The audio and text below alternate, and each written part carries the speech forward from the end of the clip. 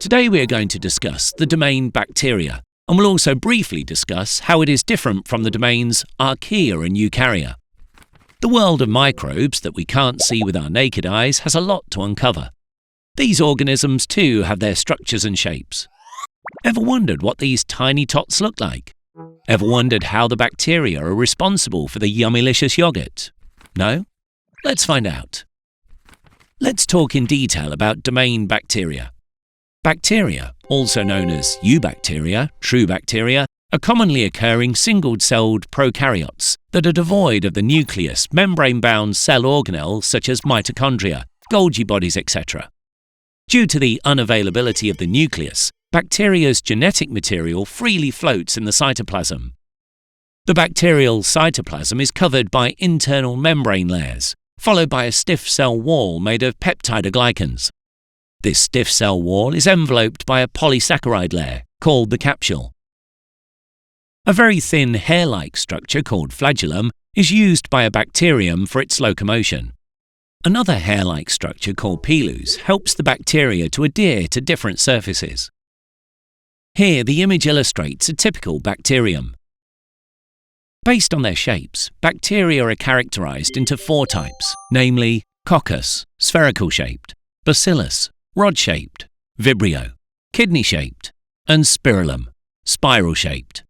Now that we have learned about the different structures and shapes of bacteria, let's quickly check out other important information, like what modes of nutrition do these organisms follow to obtain their energy and nutrients? Well, most bacteria are heterotrophic, which means that they depend on others for their nutrition. Following this, the majority of bacteria are saprophytes that feed on dead organic matter, and some are parasitic, i.e., they live within the host organism for nutrition. Also, there are certain eutrophic bacteria, such as cyanobacteria, which synthesize their food. Based on the distinctive traits, all living things on Earth are grouped into 3 broad domains, namely bacteria, eukarya, and archaea. Let's talk about how the domain bacteria are distinct from the other 2. Organisms that belong to the domain archaea typically dwell in harsh climatic conditions, such as hot springs, hydrothermal vents, etc.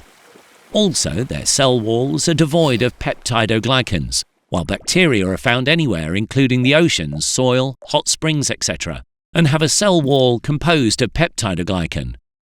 Bacteria might be infectious or non-pathogenic, while archaea are usually non-pathogenic.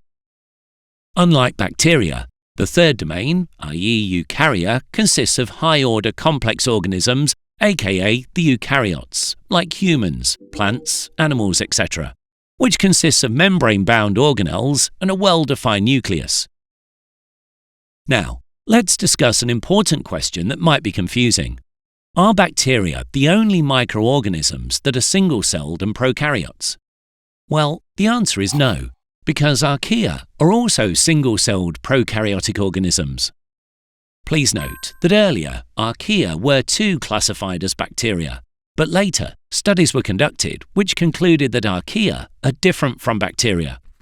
To sum up, remember that domain bacteria include commonly occurring single-celled primitive organisms that are diverse in shape, size and structure, and are found almost everywhere and are different from the domain archaea and eukarya.